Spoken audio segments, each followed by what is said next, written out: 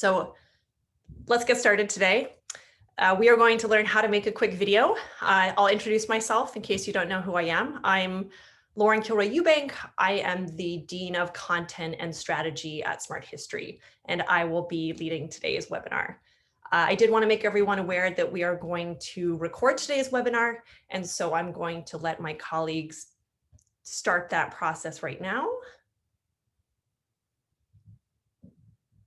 And it looks like we're good to go. I also wanted to remind everyone that if you have questions, please post them in the Q&A instead of the chat, and we will get to them at the end. So instead of focusing specifically on video production software, we thought it might be better to focus on 6 principal strategies for video production that we use at Smart History to give you some basic guidelines for how you can make really successful and beautiful videos like the ones that we make. Now, before we talk specifically about those principles, I wanted to at least make sure that everyone knows what you will need to have before you can actually make a video. And so first, as you're gathering things, you're going to need images, and you will already want to have all the ones that you will need, and you want to have edited them, say in Photoshop. We don't actually use live video for our videos. All you really need are still photos, and we recommend that you put all your media in one content folder before making a video so you know where it is located. The second thing you'll need is an audio file, and not just the raw audio file. You'll want it to have been already tightly edited, and this audio file will actually determine the length of your video. The last thing you might want is if you need maps, you want to have those already made. And of course, again, if you want to learn how to make a beautiful map, join us for next week's webinar. Now, if you don't know how to make your videos beautiful or edit them, or even how to edit an audio file, you're in luck, because you can check out our previous webinars from the past month or so, as well as other resources such as how-to guides on our new Smart History Commons landing page on the website. And so this is just a screenshot showing you what that looks like. And so today, like I said, we're going to focus on these 6 basic principles for video production, and they are in order: how to keep it short and focused, how to show what is being said, how to keep it moving, really important, how to invite close looking, why design matters, and how to minimize distractions. And so I'm going to walk us through these 6 basic things and just give you a couple of tools that you can use to make really effective videos. So the first is keep it short and focused. It turns out that the ideal length for a video is about 4 to 6 minutes. And as you see in these screenshots of different videos that we've made at Smart History, we try to stay in that ballpark length. And the reason for this is it turns out that student engagement, or just general audience engagement, begins to decline at the 6-minute mark. And as you'll see in this chart, by the time you get to 9 minutes, there's a pretty steep decline, and any minute thereafter continues downward quite quickly. And so 4 to 6 minutes is really important. If you are thinking about, say, recording your own lectures or things like that, what we might recommend is just chunking your information to keep it into this shorter time frame.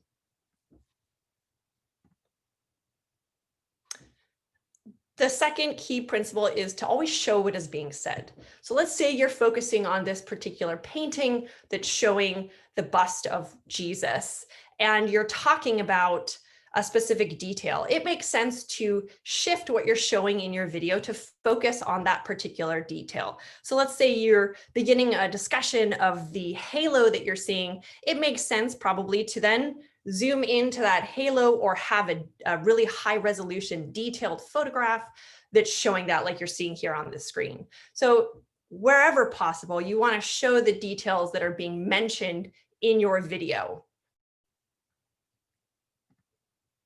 Another way of doing this is using visual or textual annotations. And so, for instance, if you're using specialized vocabulary, you want to define it, but you also want to do that as succinctly as possible. So in the example I have here on the screen, we were making a video about a very complex ceiling, and it's known as an artesonado ceiling. And so you can see here we've included the term in italics and bolded, and then we've put a very succinct definition below in a lighter style.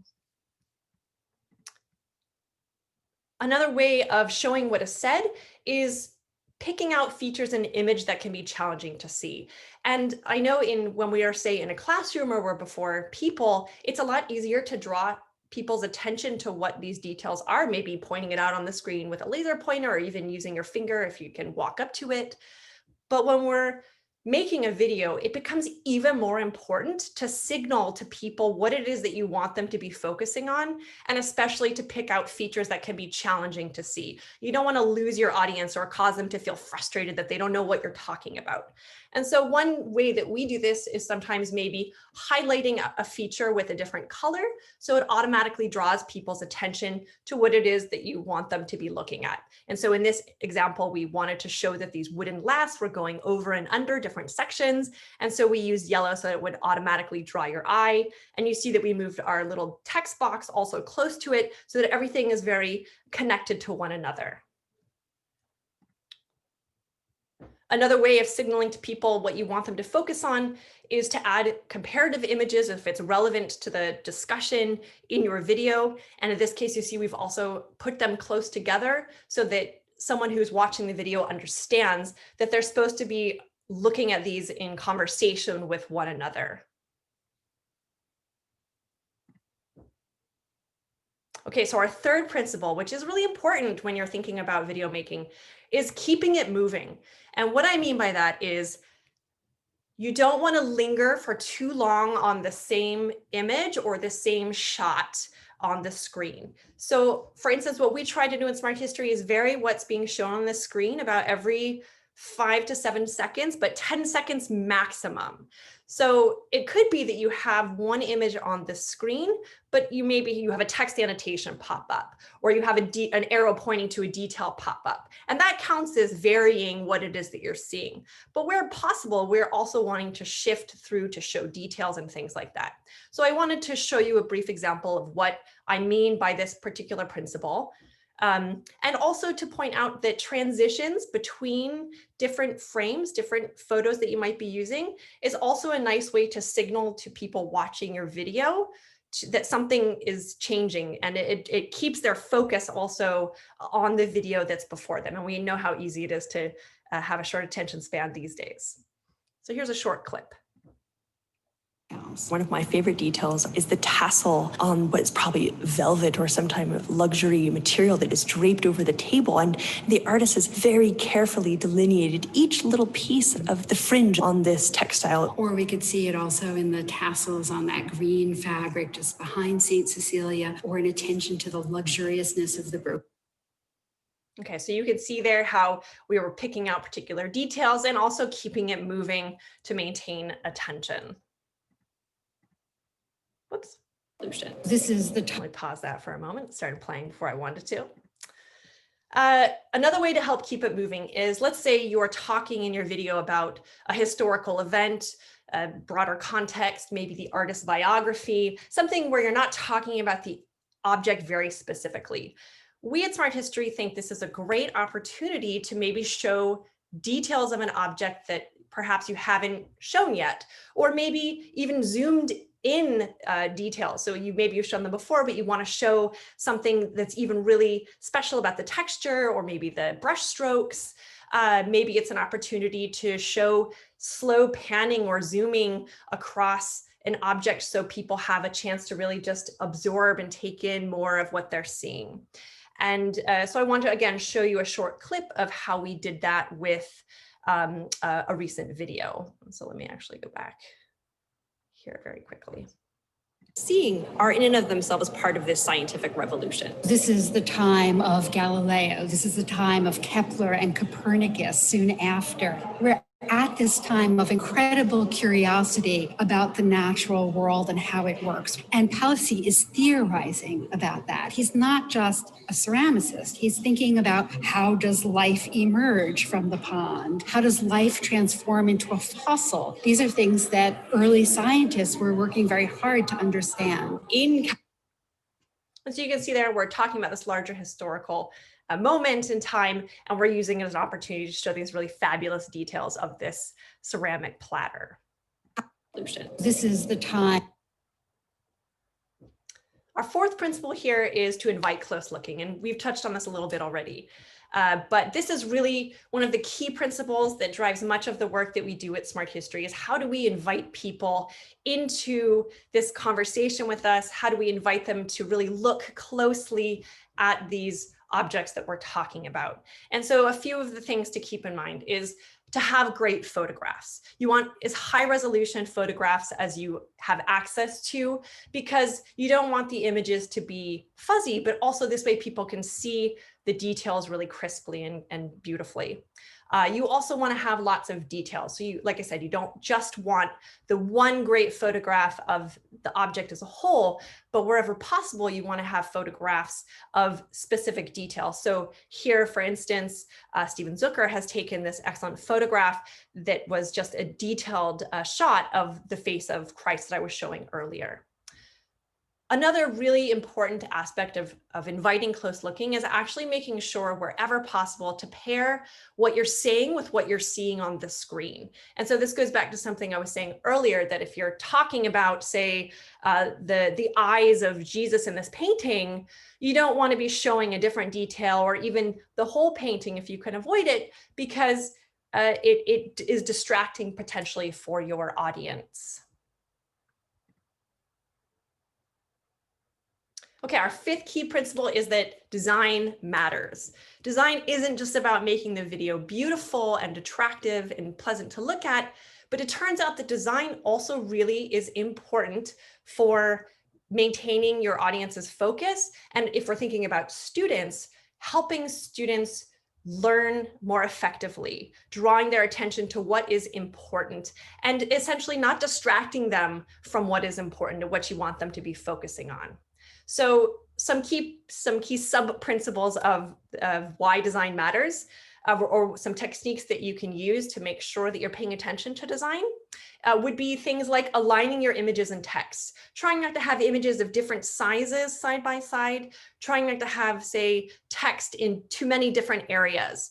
And so you see here with this particular frame from the video, we've placed the images of equal size side by side. We've put the text boxes on top of the bottom of the image, and we've aligned those so that there's not too many distractions happening across the screen.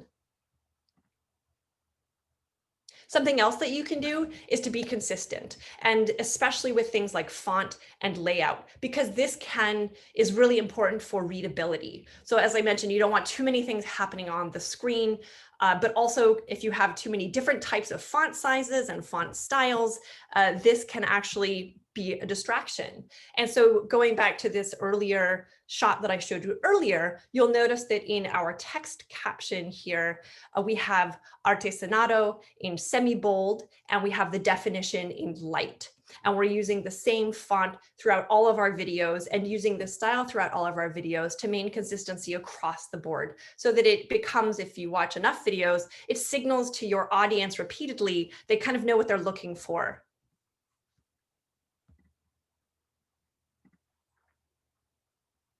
Another important principle of design here is that if things are related, place them close to one another. So here, for instance, we've placed these two paintings that are related and are being discussed in conversation with one another in our video. We've placed them close to one another, not so much so they're overlapping and they're not looking too squeezed together, but we've left just a little bit of space in between them so that you know they're different, but that we want people just to automatically signal visually that they are related to one another. And this is something that goes also for text as well. Another way of signaling to your audience that things are related could be even something as simple as picking them out with colored boxes like you see here. So in this shot, we wanted to indicate that The 3 paintings at the top were all located in the United States in museum collections, and the ones below are from Europe. And you can see all we've done is just pick them out using different colors to try to make an automatic visual association that these are belonging to kind of 2 different groups. And our final principle is minimizing distractions. So distractions, of course, are not great when you're thinking about videos, because it means that people are going to, start paying attention to other things, or they're going to get frustrated and they're not going to keep watching. And of course, we want people to remain engaged in our video. So one of the things you can do to minimize distractions is to use text sparingly. And when you do use it, keep it succinct. And so the example I have here on the screen was an important point in this video about a particular ceiling made in 16th century Spain. And it's an idea that we repeatedly come back to in a video. And so at one point, it makes sense for us to put this up on the screen, that the Renaissance world is this complex, dynamic, transcultural moment in time. And we tried to keep it succinct, and we put it on the screen to reinforce this important point. But then, of course, we're elaborating on it in the audio component of the video for longer than what you're seeing here. Another way to minimize distractions is, while it's good to have zooming and panning with images, of course, too much is also very distracting. And with that is so not only overusing, but if you zoom too quickly or you pan too quickly, it can be very disorienting. And in some ways it can give people almost motion sickness if you're like myself. So I made a bad example of zooming and panning, and then we'll follow it immediately with, say, a better example, just to give you some sense of how different an experience this can be if you're zooming and panning too quickly or too often. And they're seated inside a Florentine palace, and there's a window behind them that looks out onto a cityscape. Okay, so too quick, too many. So let's look at an example. And they're seated inside of a better one. One that's a little bit softer, where you can see we've also softened the transitions and the pans so they're not so jarring. And they're seated inside a Florentine palace, and there's a window behind them that looks out onto a cityscape. And then beyond that, we see it receding into this larger hilly land.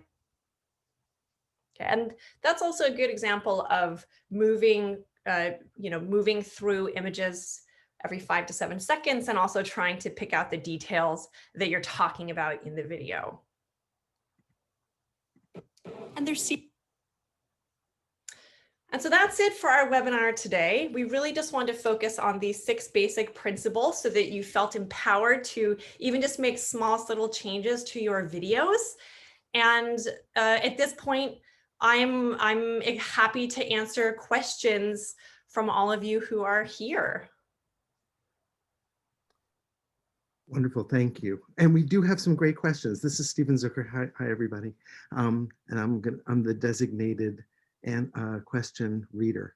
So the first question is, what tool did you use to create that nice yellow detail in the ceiling?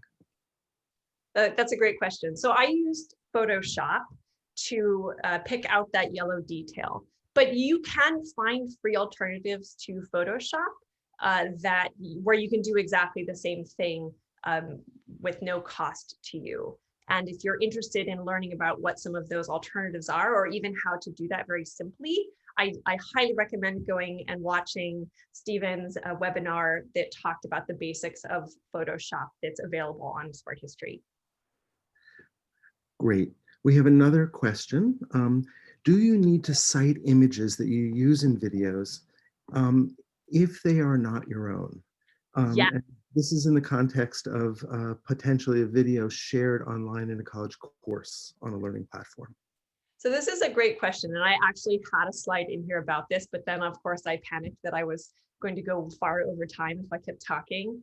And so what I recommend is, if you want to know the style that Smart History uses for citing images and photographs that are not our own, if you go to the end of any of our videos, all of them will have this. We'll have a final a text box that includes all of our additional images and gives attribution to all of the photographers or institutions who have made these images available for us to use. I will note, though, that wherever possible for our videos, we do use Stephen's amazing photographs. And if anyone here has not had the opportunity to go check out our Flickr page, there are over 10,000 photographs, that you can use for free in your videos, provided you give attribution to Stephen. There's a question, what programs do you use to create these videos? I'm finding recording PowerPoints to be very limited for transition, zooming, etc. This is an excellent question. And initially, when we were thinking about this webinar, I was going to do a very hands-on webinar about making a video in one of these examples of software, but it turns out it's a little more complex than a 20-minute conversation. But what we use at Smart History is something called ScreenFlow. It costs, I think, around, what is it, $125 for a license to ScreenFlow for the year. And it's a really great, powerful piece of software that you can use to make videos. But there are also alternatives to that work very similarly to ScreenFlow. If you're a Mac user, there's iMovie that comes with your computer that can do a lot of those same things like transitions and various other techniques that we use in our Smart History videos. Then we have a question that's a little bit outside of our usual area. Great presentation, but very focused on art history. I'm interviewing scholars on Zoom for the Shakespeare Center that I run. Any advice about creating effective interviews? Ooh, that's a great question, and I'll do my best to answer it. You know, something that is very much a key part or principle that guides much of what we do at Smart History is to keep things conversational. And we've really been trying to even maintain that in our webinars that we've been running now the past 4 or 5 weeks. And so I think for us, if you can keep the interview conversational, where maybe things don't seem overly I don't want to say overly practiced, but overly formal, where you really can just allow for conversation to naturally flow, even if you have a set of key points that you've all agreed that you want to discuss beforehand. I think, especially on Zoom, it adds a little more dynamic quality and a little more personality and human qualities to the screen world in which we find ourselves. I'm always a fan of hand gestures and even things just to keep people's visual attention on the screen. So those would be my very quick recommendations for such a thing. And then one last question, which is, how do you highlight areas of work? I mean, you answered this a bit before with Photoshop, but especially on details such as on the Coatlicue statue. Okay. I think you could do this in a number of ways. And I think sometimes, and this is where it's so important that we do try to think of our audience, is I think oftentimes what we try to do at Smart History is think about what's the most effective way to highlight something? And, you know, does it just require an arrow pointing to it? Or does it really need to be something that's picked out maybe in a different color or illuminated so that the rest of the image goes dark and just that one detail is highlighted? And so I think it depends. Now, something like Coatlicue that can be that's very visually complex. And, you know, if people are seeing it for the first time, it can be hard to know exactly what maybe you're looking at. I think that's probably an opportunity where picking out some of those things, either highlighting them to make them brighter or using a different color, can be really useful.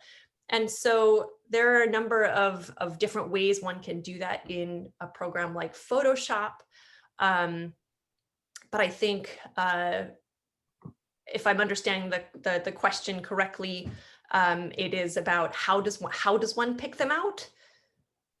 I think so. I think you've actually got it, and I think it's really. Okay. I think the point that you made about it being sensitive to the object is really important. We've got some other great questions coming in. How long does it take you to create and edit a 4 to 6 minute video? That is such an excellent question, and I'll be very frank on that one. When I started making videos, it took me an exceptionally long time, in part because I was learning the software, and in part because I had never been asked to make a video in this way before. You know, I was used to being in the classroom and maybe making quick little recap videos where I was leaving the same image up for 5 minutes and never changing it. And so I think it did take me a while to learn the software and adapt to it. However, I didn't have any of these resources available to me, so I was just kind of doing it blind. So my experience is probably very different from some of you who hopefully, you know, these webinars or resources we've made will actually make that process much smoother and much faster, frankly, because now I can actually put together if it's a straightforward video that's really focused on an object and is not asking too much in terms of having to have too many maps or too much complicated historical context, that can actually go pretty quickly. But it's not going to be something that you can do in 30 minutes. It will still require hours to make a short 4 to 6 minute video in the style of Smart History. But my big recommendation to people is to not feel that you have to have it perfect the first time you're doing these. None of our videos started off like this. This is like, you know, taking a lot of time to play around, to improve, to see how things can improve based on feedback. And so I think even just small changes, such as some of the ones we talked about here, can make a big difference, even if you're using the same video and you're just making subtle changes. And one more question. Can you discuss the pros and cons of showing yourself in the video? Oh, yes.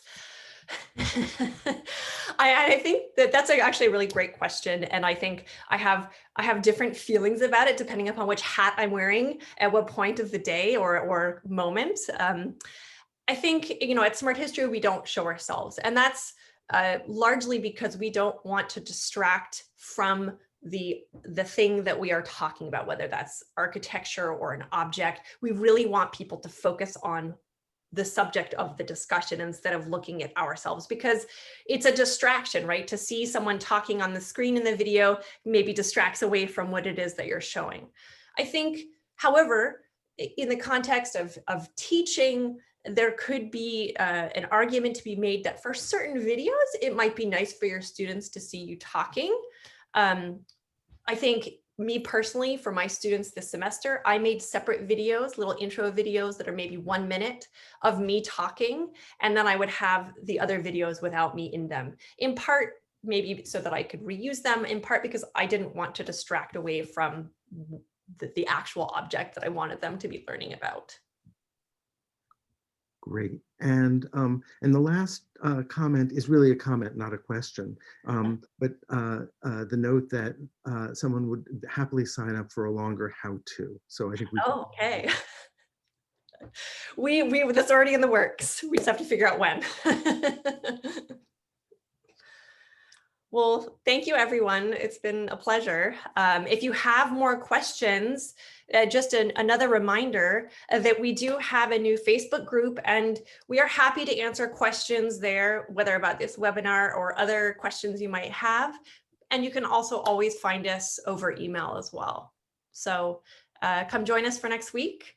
And thanks for coming today.